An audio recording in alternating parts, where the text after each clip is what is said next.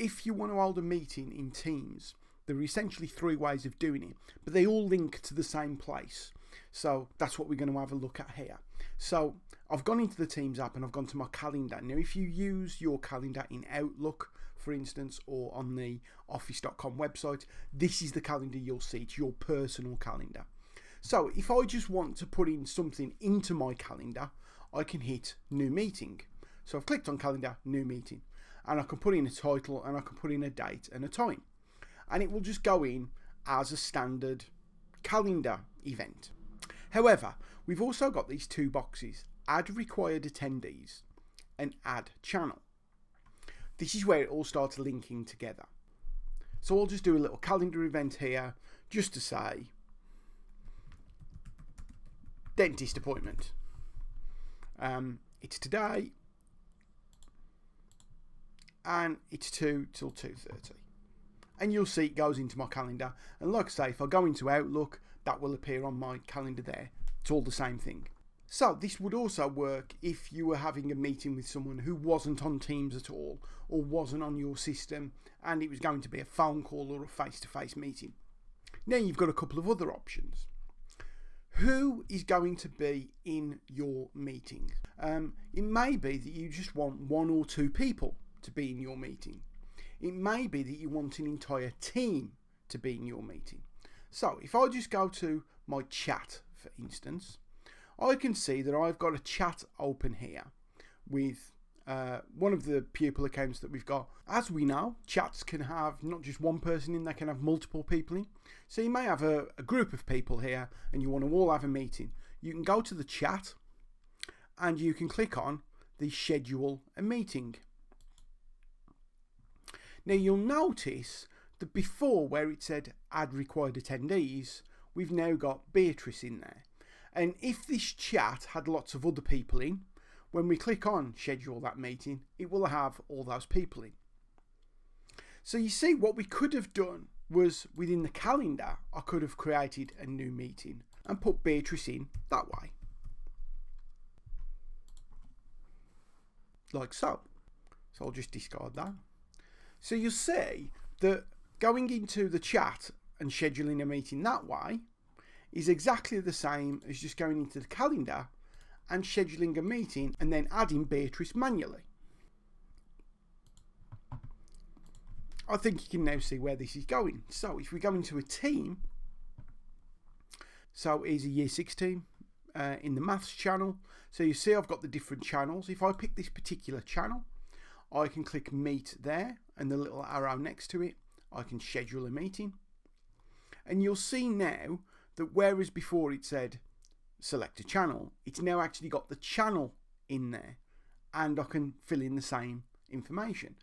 So if you've got 150 people in a team, you want all those people to be in the meeting, rather than going into your chat or into your calendar and adding 150 email addresses, you can go into the team and just hit schedule meeting and it will automatically go into that channel.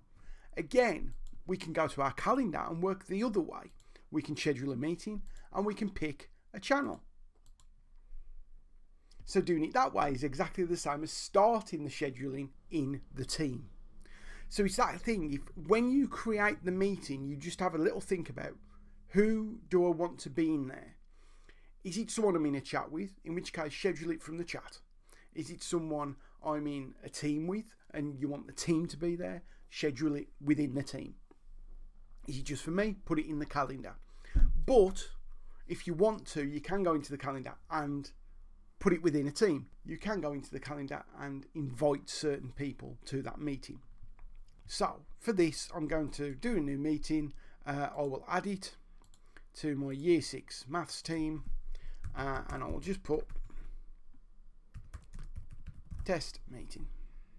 11:30 till 12 is fine. Now, there's a difference between having a meeting set up with other people and having one on your own. So if you notice, this is just a calendar event. It's just my dentist appointment. And when I go in, I can still add people if I want to change it later. But if I go into the test meeting that I've just set up, I now have a couple of extra options. You'll see there I've got meeting options. If I click on there, it will open in a web browser. So you've got a couple of options. You can either let everyone come straight into the meeting, or you can hold certain people or everyone in the lobby. So you'll see who can bypass the lobby, everyone. If we change that to people in my organisation and trusted organisations, people in my organisation, or only me. If I set that to only me, everyone will be held in a lobby and I will have to admit them. Obviously, if it's on everyone, it will change this option here. Always let callers bypass the lobby to yes. If I go to only me, it'll be no. Announce when callers join or leave. That's entirely up to you. That just means when you admit people in or if they just come in, it'll just pop up a little notification that they've come in. Who can present is who can share their desktop, for instance. Again, that's going to be meeting specific.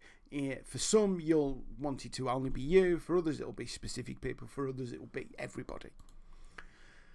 And then you've got this allow attendees to unmute. This can be very useful if you've got kids coming in, for instance. If you make that no, it means you have to unmute the people. So you can unmute them and they can speak. But if it's on yes, they can unmute themselves. You can still mute everyone, but they can unmute themselves. Basically, if you want more control over it, just set that to no. And then you can hit save. Once you're ready then, and you want to join that meeting, so as you can see, we've put this into the team. If I hit join, it will come up with my standard window where I can put in my webcam, my microphone, and I can join now. When I'm inside the meeting, if I click on show participants at the top, it will show me everyone who's in the meeting. And anyone who's in the lobby, it will show the lobby there, and you can either click the tick to admit them or click the cross to dismiss them. Few other options you've got is, of course, you can click on the three little dots, you can record the meeting, you can turn on live captioning so people see subtitles.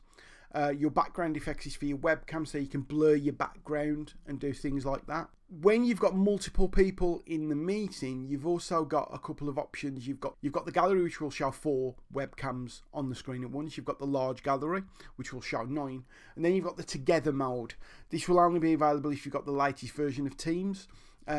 Very nice if you're actually teaching a class of kids and the kids have got their webcams on. It will actually show the kids in an auditorium as though they're sitting in front of you. So that's kind of nice. And then, of course, you can go full screen, that sort of thing. An important thing when you're ready to finish the meeting, if you just leave and other people are in the meeting, those people will still be there. That's very important if you've got kids in there. So obviously the kids can still be in there and they could potentially cause some trouble. If it's your meeting and you want to end that meeting for everybody, don't just click leave. Click the little arrow next to it and click end meeting. It will then pop up end the meeting for everyone. End. And that then stops the meeting. So that's a brief look at meetings in Teams.